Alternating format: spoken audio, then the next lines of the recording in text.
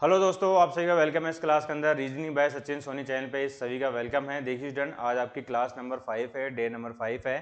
Sitting arrangement and puzzle वाले अपन question देख रहे हैं रीजनिंग के आरआरबी पीओ क्लर्क के प्रीलिम्स एग्जाम के लिए। आपकी 4 क्लास अपलोड कर दी गई है इसी चैनल पे, आप जाके आप देख सकते हैं। आप सभी का वेलकम है इस क्लास के अंदर reasoning by Sachin Soni channel पे। देखिए स्टूडेंट, ये अपना रीजनिंग अड्डा करके ऐप है, इस ऐप को आप डाउनलोड कर लीजिए। यहाँ से आप लाइव टेस्ट, लाइव क्विज वगैरह दे सकते हैं। ये अपना टेलीग्राम ग्रुप है, इसको आप ज्वाइन कर लीजिए। यहाँ से आप पीडीएफ डाउनलोड कर सकते हैं, ठीक है। और ये अपना पोर्शन चल रहा है रीजनिंग एंड पजल का। रीजनिंग के अंदर पजल सेटिंग अरेंजमेंट का आप सभी को पता है। देखिए प्रीलिम्स का एग्जाम आपका होता है आरआरबी पीओ क्लर्क का, उसके अंदर आपके 80 नंबर के क्वेश्चन पूछे जाते हैं, ठीक है। 80 नंबर के क्वेश्चन आपके पूछे जाते हैं, जिसके अंदर आपकी रीजनिंग 40 नंबर की आती है, ठीक है, जो आपको 25 मिनट में करनी होती है प्रीलिम्स एग्जाम के अंदर, ठीक है। और एक मैथ आती है आपकी 40 नंबर की, जिसको आपको 20 मिनट में करना होता है। सारा गेम स्पीड और एक्यूरेसी का है। जितनी आपकी स्पीड, जितनी आपकी एक्यूरेसी सही होगी, उतने ही आपके चांसेस है सिलेक्शन लेने के। अगर अपन बात करें किसकी, अगर अपन बात करें कि भैया puzzle and sitting arrangement, puzzle and sitting arrangement वाला जो पोर्शन है वो आपका लगभग 25 नंबर का आता है आउट ऑफ 40 में से आपके 25 नंबर आपके पजल एंड सिटिंग अरेंजमेंट के आते हैं। अगर आप इसको कर पाते हैं तो आपके चांसेस ज़्यादा हैं प्रीलिम्स निकालने के। तो मैं आपको इस क्लास के अंदर ये बता रहा हूँ, शॉर्ट ट्रिक के साथ उन क्वेश्चनों को सोल्व करके बता रहा हूँ क्या आपको अप्रोच रखनी है, किस प्रकार से आप सोल्व कर सकते हैं। आप सभी को पता है कि ये आपकी वैकेंसी का नंबर ऑफ वैकेंसी आपकी 10,000 प्लस आपकी आने वाली है, तो काफ़ी इंपॉर्टेंट आपकी वैकेंसी हो जाती है। देखिए ये इस टाइप के क्वेश्चन अपन कवर कर रहे हैं। ये अपना टेलीग्राम ग्रुप है रीजनिंग बाय सचिन सोनी, ये अपना मोबाइल नंबर है, इस पर आप कॉन्टैक्ट कर सकते हैं कोई भी आपकी क्वेरी हो, कोई भी आपका डाउट हो। तो फर्स्ट क्वेश्चन आपके सामने है, एक बार मैं साइड में हट जाता हूँ, इसको आप सोल्व कर सकते हैं। इसका स्क्रीनशॉट लेके अगर आप करना चाहें अपने एंड से, और फिर मेरे को देख सकते हैं कि भाई किस प्रकार से मैंने आपका सोल्व किया है। तो इसमें क्या दे रखा है, सिटिंग अरेंजमेंट का क्वेश्चन है। एक लीनियर रो में 10 लोग आपके बैठे हुए हैं, सभी का फेस नोट की तरफ है, आपको इसको अरेंज करना है, ठीक है। चलिए मैं साथ में स्टार्ट करता हूँ इसको।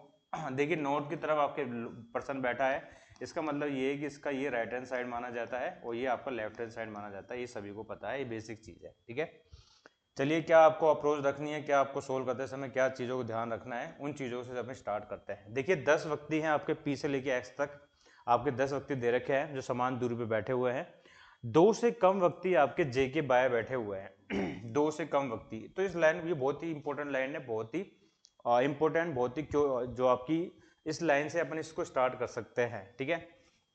कह सकते हैं भाई की लाइन है आपकी, ठीक है। अब जे के बाय केवल 2 व्यक्ति बैठे हैं, 2 से कम, सॉरी 2 से कम बैठे जे की बाय। तो 2 से कम क्या होता है आपका, एक होता है। हो सकता है 2 से कम आपका कोई भी ना बैठे, ये भी तो सकता है, समझ गए। 2 से कम क्या होगा आपका, या तो एक होगा या फिर एक भी नहीं होगा, एक होगा या फिर जीरो होगा, तो दोनों कंडीशन आपकी बन जाएगी यहाँ पे, ठीक है। आगे अपन चलते हैं। देखिए क्या दे रखा है आगे, 2 व्यक्ति जे और टी के बीच में बैठे हुए हैं। 2 व्यक्ति जो है आपके जे और टी के बीच में बैठे हुए हैं, तो जे और टी के बीच में 2 व्यक्ति आप किस प्रकार से बैठ जाएंगे, इस वाले डायग्राम के हिसाब से भी जे और टी के बीच में 2 व्यक्ति आपके इस प्रकार से बैठ जाएंगे। अब आगे क्या बोल रहा है भैया, भैया पी टी का निकटतम पड़ोसी है। पी जो है टी का निकटतम पड़ोसी है, ठीक है। और जितने व्यक्ति यू के बाय है उतने व्यक्ति आपके पी के दाएं बैठे हुए हैं, ठीक है। देखिए क्या बोल रखा है इसने, भैया पी जो है टी के निकटतम पड़ोसी है, जितने व्यक्ति पी के दाएं हैं उतने व्यक्ति यू के बाएं हैं, ठीक है। और जे और यू के बीच में 5 से कम व्यक्ति बैठे हैं, जे और यू के बीच में, ठीक है। जे और यू के बीच में 5 से कम व्यक्ति बैठे हैं। 5 से कम आपका 4 भी हो सकता है, 3 भी हो सकता है, 2 भी हो सकता है, 1 भी हो सकता है, ठीक है। लेकिन देखिए टी के पास आपका पी बैठा है, तो हो सकता है पी आपका ऐसे बैठे। एक कंडीशन में हो सकता है कि भैया पी आपका ऐसे बैठे, इस वाले डायग्राम हो सकता है पी आपके इधर बैठे, और नीचे वाले डायग्राम के हिसाब से हो सकता है कि भैया पी आपका ऐसे बैठे, ठीक है। ये हो गया आपका। आगे क्या बोल रहा है आपको, अभी टोटल कितने बैठते हैं इसके अंदर, 10 व्यक्ति बैठते हैं, तो ये तो आपका कॉर्नर का हो गया। तो 1 2 3 4 5 6 7 8 9 और ये 10, ठीक है। 1 2 3 4 5, 5 हो गए, 6 7 8 9 10, 1 2 3 4 5 6 7 8 9 हुए हैं, तो ठीक है ना। 1 2 3 4 5 6 7 8 9 10, तो ये 10 आपका ये हो गया, ठीक है ना। 10 आपका ये होगा। इसमें कितने हो गए आपका, 1 2 3 4 5 6 7 8 9 10, 1 2 3 4 5 6 7 8 9 और ये 10 हो गया, ठीक है। ये इस प्रकार से आपके बैठे हुए हैं। तो इस प्रकार से आपकी कंडीशन सारी बन गई है, ठीक है। पी टी के निकटतम बैठा हुआ है। अब देखिए ये बोला था जितने व्यक्ति पी के दाएं ओर है उतने यू के बाएं ओर है। पी के दाएं कितने व्यक्ति बैठे हैं, 1 2 3 4 बैठे हैं। तो यू के दाएं भी आपके 4 व्यक्ति बैठने चाहिए। अगर यू यहाँ होता तो 1 2 3 4, 4 से ज़्यादा हो गए। अगर यू यहाँ होता तो 3 हो गए, तो कम हो गए। तो इसका मतलब ये हो गया, ये वाली कंडीशन आपकी गलत हो गई, ऊपर वाली, ठीक है। ये वाली कंडीशन आपकी हो गई है गलत। अब इस वाले से चेक करते हैं कि भैया पी के दाएं कितने व्यक्ति बैठे हैं, 1 2 3 4 5 6 बैठे हैं, 1 2 3 4 5 6 बैठे हैं। इसका मतलब ये है कि यू के बाएं भी आपके 6 व्यक्ति बैठने चाहिए, ठीक है। यू के बाएं भी 1 2 3 4 5 6, तो यू आपका इस वाले डायग्राम के हिसाब से इस प्रकार से बैठेगा, ठीक है। आप भी साथ के साथ चल सकते हैं। अब देखिए इस वाले डायग्राम से अपन बात करें भाई, पी के दाएं कितने व्यक्ति बैठे हैं, 1 2 3 4 5 बैठे हैं। इसका मतलब ये है कि भाई यू के बाएं भी आपके 5 व्यक्ति बैठने चाहिए, 1 2 3 4 5, ठीक है। ये बैठ गया आपका। इसमें पी के दाएं कितने व्यक्ति बैठे हैं आपके, 1 2 3 4 5 6 7 बैठे हैं। तो यू के दाएं भी आपके साथ ही यू के बाएं भी साथ ही बैठने चाहिए, 1 2 3 4 5 6 7, ठीक है। तो यू आपका यहाँ पे आ जाएगा। लेकिन यू के बारे में एक बात दे रखी है कि भैया जे और यू के बीच में 5 से कम व्यक्ति बैठे हैं। तो यहाँ तो 5 से ज़्यादा हो गए, 1 2 3 4 5 6 हो गए। तो इसका मतलब ये हो गया भाई, नीचे वाला गलत हो गया, इसको अपन मिटा देता है, ठीक है। ये ऊपर वाला गलत हो गया, इसको भी अपन मिटा देता है, ठीक है। अब ये 2 कंडीशन आपके पास बची हुई है, इनमें से एक आपकी फाइनल हो जाएगी, वही आपका आंसर हो जाएगा, ठीक है। अब अपन चलते हैं आगे। क्या बोला था कि भैया आई जो है यू के ठीक दाएं बैठा है, आई, तो आई आपका यहाँ आ जाएगा। इसके हिसाब से आई आपका यहाँ पे आ जाएगा। क्लियर है सभी को, ठीक है। अब आगे क्या बोला भैया, एक्स और जेड निकटतम पड़ोसी है, जितने व्यक्ति एक्स के दाएं ओर बैठे हैं उतने व्यक्ति आपके एन के बाएं बैठे हुए हैं। एक्स और जेड आपके एक दूसरे के निकटतम पड़ोसी है, यानी कि दोनों एक साथ आने चाहिए।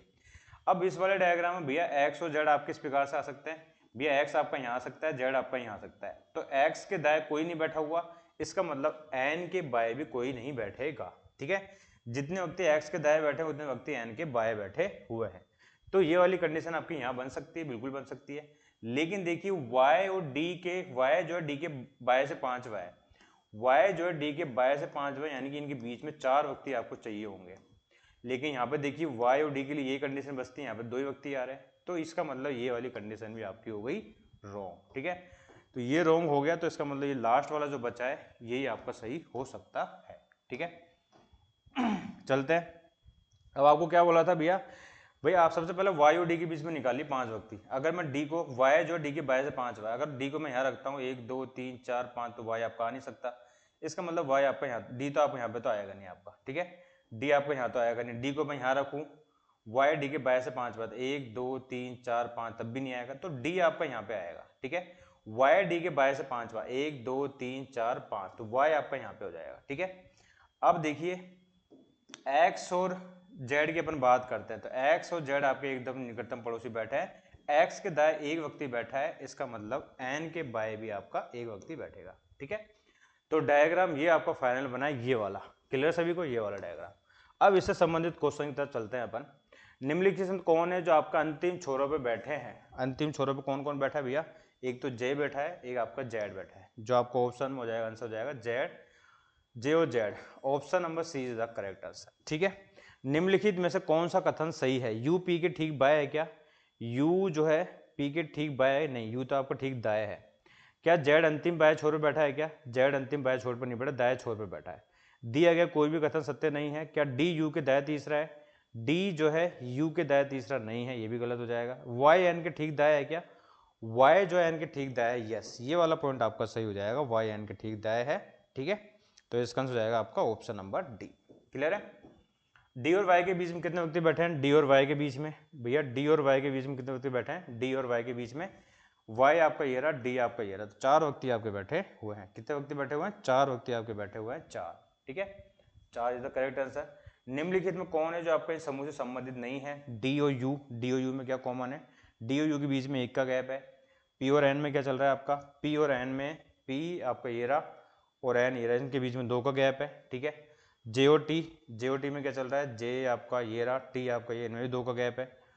और आई ओ जेड में भी 2 का गैप है, ठीक है। और वाई ओ यू में भी आपका 2 का गैप है, वाई ओ यू में भी। तो पहले वाले में 1 का गैप ही था डी ओ यू के बीच में, यही आपका आंसर हो जाएगा। एक्स के बाएं तीसरे स्थान पे कौन बैठा है एक्स के बाएं तीसरे स्थान पे कौन बैठा है, एक्स के बाएं तीसरे स्थान पे, तो 1 2 3 यू बैठा हुआ है, तो you is the correct answer. Clear student, ये वाला क्वेश्चन आपको क्लियर होगा, कमेंट सेक्शन में बताइएगा। कोई आपको डाउट हो तो ये क्वेश्चन के आंसर सारे आप किस प्रकार से आप मैच कर सकते हैं, ये होगा आपका, ठीक है। अब नेक्स्ट क्वेश्चन आपके सामने है, ये आपका पजल वाला क्वेश्चन है, इसको आपको अरेंज करना है। किस प्रकार से आप अरेंज कर सकते हैं, एक बार इसको स्क्रीनशॉट लेके आप इसको सोल्व करने की कोशिश करें। मैं इसको एक बार सोल्व करता हूँ।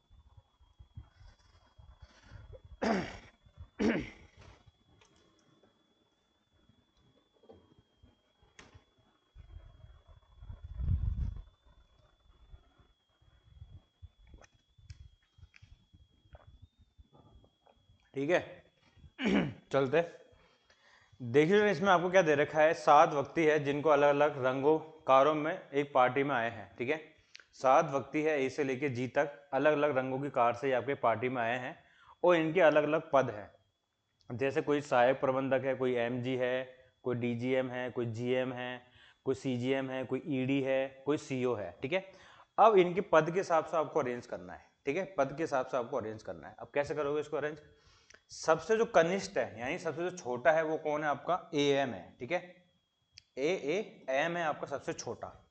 तो अपन यहां से स्टार्ट करते हैं सबसे छोटे से। सबसे छोटा वाला कहां पे आएगा, नीचे आएगा ए एम वाला। ठीक है, उसके बाद कौन है आपका, उसके बाद आपका एम जी है यानी कि प्रबंधक है। मैं यहाँ पे लिख रहा हूँ एम जी यानी कि प्रबंधक। ठीक है, उसके बाद कौन है, डीजीएम है। उसके बाद आपका आ गया डीजीएम। ठीक है, अप्रोच देखिए आप इस प्रकार से आप मैं कर रहा हूँ, अगर आपको अच्छी लगे अप्रोच को तो आप अपना सकते हैं। ठीक है, फिर आपको कौन है, सीजीएम है। फिर आपका कौन है, सीजीएम है।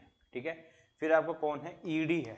ठीक है, ईडी है। फिर उसके ऊपर कौन आएगा, उसके ऊपर आएगा आपका सीओ। ठीक है, जो सबसे ऊपर है यानी कि सीओ सबसे वरिष्ठ है और सबसे जो कनिष्ठ है आपका एएम है। ठीक है, तो इस प्रकार से आपका डायग्राम बन जाएगा। इसके अंदर आपको कलर के साथ इनको अरेंज करना पड़ेगा। समझ गए, कलर के साथ इनको अरेंज करना पड़ेगा। 2 कंडीशन अपन लेके चलते हैं, कोई प्रॉब्लम ना हो इस कारण। चलिए चलिए, अब जैसे ये बोलता जाएगा वैसे अपन करते जाएंगे। ठीक है ना, चलिए। क्या दे रखा है, दिए गए पद वरिष्ठता के बढ़ते क्रम में। ठीक है, समझ गए हम। ए एम सबसे छोटा है और सीओ सबसे बड़ा, ये भी समझ गए।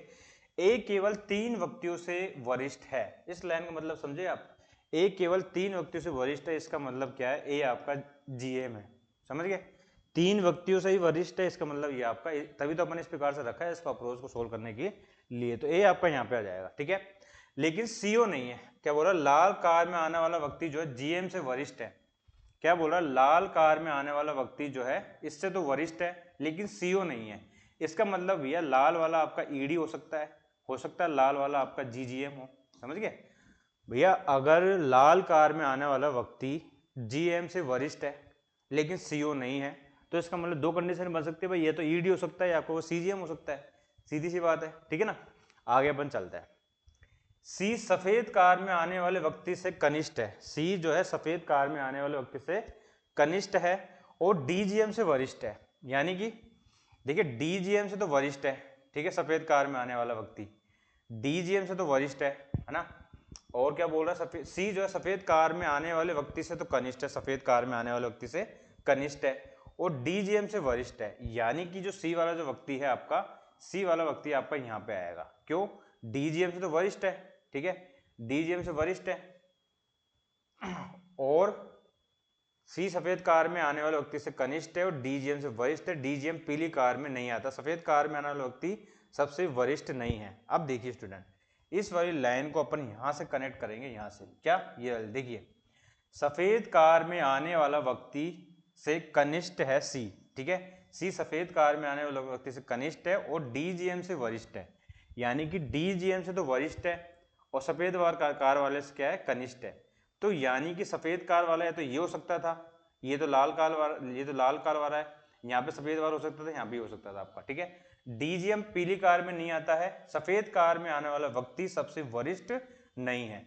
अगर सफेद कार में आने वाला व्यक्ति सबसे वरिष्ठ नहीं है तो सफेद कार वाला अपना कहाँ आ सकता है, आपका सफेद कार वाला अपना कहाँ पे आ सकता है, ये सफेद कार वाला अगर सबसे वरिष्ठ नहीं है तो सफेद कार वाला आपका यहाँ पे आएगा। क्यों, क्योंकि सी इसके नीचे आना चाहिए, क्योंकि वो सी से क्या है, देखिए सी जो सफेद कार में आने वाले व्यक्ति से क्या है, कनिष्ठ है। तो सी आपका कहाँ पे आ जाएगा, सी आपका यहाँ आ जाएगा। समझ गए आप। ठीक है, इस हिसाब से आपका सी आपका यहाँ पे आ जाएगा। और आपको ये भी पता है कि भैया अगर यहाँ लाल है तो सफेद तो ऊपर की तरफ आना चाहिए, सफेद आपका सीओ नहीं हो सकता, इसने पहले ही बोल दिया। क्या, ये देखिए कहाँ है, ये सफेद कार में आने वाले व्यक्ति सबसे वरिष्ठ नहीं है। इसका मतलब ये है कि भैया ये जो सफ़ेद वाला जो कलर है, सफ़ेद वाला जो रंग है वो आपका यहीं आएगा, समझ गए आप। सफ़ेद वाला जो रंग है वो आपका यहीं आएगा, सफ़ेद वाला, ठीक है। और यहाँ पे आपका लाल वाला आएगा, क्लियर है सभी को। और यहाँ पे आपका सी आएगा, ठीक है, यहाँ पे आपका आएगा सी। क्यों सी आपका क्यों आएगा? सी आपका डीजीएम से तो वरिष्ठ है, ए तो हो नहीं सकता, और जो आपका सफेद वाला उससे आपका कनिष्ठ है, ठीक है। इस लाइन को समझने की कोशिश कीजिएगा। सी सफेद कार में आने वाले व्यक्ति से कनिष्ठ है और डीजीएम से वरिष्ठ है, और डीजीएम पीली कार में नहीं आता आया। अब देखिए मैं लेफ्ट हैंड साइड में लिख रहा हूं, इसका मतलब ये है कि भैया ये इसमें नहीं आया, तो डीजीएम जो है मैं यहाँ पे क्रॉस करके लिख देता हूँ, डीजीएम जो है पीली कार में नहीं आया। क्रॉस का मतलब ये है कि इस कार में नहीं आया आपका, ठीक है ना। आगे चलते हैं। सफेद कार में आने वाला व्यक्ति सबसे वरिष्ठ नहीं है, नहीं है, ठीक है। बी ए से कनिष्ठ है। अब देखिए बी के बारे में एक बात बोल दी कि भैया बी जो है ए से कनिष्ठ है लेकिन सबसे कनिष्ठ नहीं है।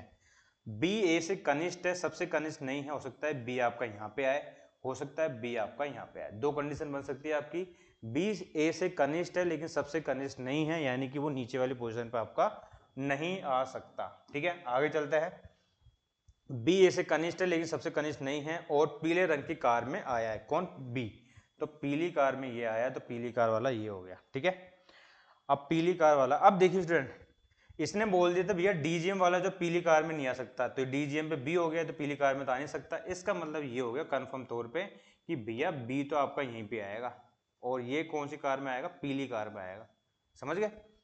चीजें आपकी एक दूसरे से कनेक्ट होती जा रही है, ये वाली लाइन आपकी कंप्लीट होगी। एफ पीली कार में आने वाले व्यक्ति से वरिष्ठ है। एफ जो है पीली कार में आने वाले व्यक्ति से वरिष्ठ है और लाल कार में आने वाले व्यक्ति से कनिष्ठ है एफ। इसका मतलब क्या है? एफ आपका यहाँ पे आएगा, समझ गए। पीली कार वाले से वरिष्ठ है और लाल कार वाले से क्या है? कनिष्ठ है। इसका मतलब एफ की पोजीशन कंफर्म तौर पे डीजीएम वाली पोस्ट पे आपका एफ आ जाएगा, ठीक है। ये हो गया आपका। ई जीएम से कनिष्ठ है। क्या बोल रहा है? ई जो है आपका जीएम से कनिष्ठ है, जीएम से, तो ई आपका यहाँ पे आ जाएगा, ठीक है। ई आपका यहाँ पे आ जाएगा। अब आगे क्या बोल रहा है? ई जीएम से कनिष्ठ है, हरी कार में आने वाला व्यक्ति जी से कनिष्ठ है और डीजीएम जो मरून कार में आए हैं से वरिष्ठ है। डीजीएम जो मरून कार में आया, डीजीएम देखिए डीजीएम के बारे में एक बात बोल दी इसने, क्या? डीजीएम जो है मरून कार में आया, मरून कार में आए, तो डीजीएम का आपका हो गया मरून कलर, ठीक है। अब इस लाइन को वापस अपन पढ़ते हैं। क्या? ई जीएम से कनिष्ठ, ई तो हो गया आपका। हरी कार में आने वाला व्यक्ति जी से कनिष्ठ है और डीजीएम जो मरून कार में आए हैं से वरिष्ठ है, यानी कि डीजीएम से वरिष्ठ है। डीजीएम से वरिष्ठ है हरी कार वाला डीजीएम से वरिष्ठ है। अब देखिए जी से कनिष्ठ है और डीजीएम जो हरी मरून कार में आए हैं उससे वरिष्ठ है, तो हरी कार वाला आपका यहाँ पे होगा, हरी कार वाला ये। क्यों? क्योंकि ये जी से कनिष्ठ है, क्योंकि ये जी से कनिष्ठ है, तो जी के लिए कहीं ना कहीं कंडीशन तो बननी चाहिए ना। या तो जी आपका यहाँ हो सकता है या फिर जी आपका यहाँ हो सकता है। देखते हैं आगे क्या होगा। आगे क्या बोल रखा है कि भैया एफ सफेद कार में नहीं आया। एफ जो है सफेद कार में नहीं आया, ठीक है। एफ के बारे में पता चल गया, एफ तो मरून कार में आया, ठीक है।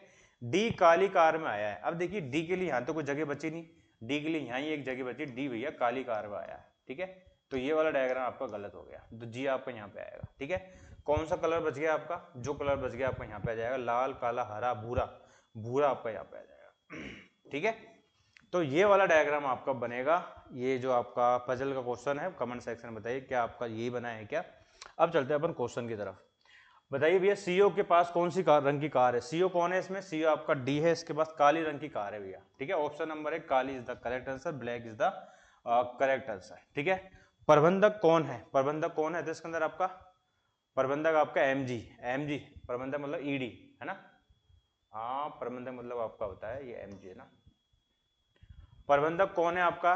प्रबंधक आपका एमजी कौन है आपका? बी है, ठीक है ना। तो B is the correct answer. सफेद रंग की कार किसके पास है? सफेद रंग की कार भैया जी के पास है ना।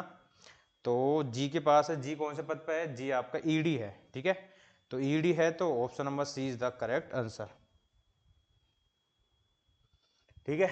मरून रंग की कार किसके पास है? मरून रंग की कार किसके पास है? मरून रंग की कार भैया एफ के पास है, ठीक है। तो F is the correct answer. और कौन सा संयोजन गलत है? क्या डी सीओ है क्या?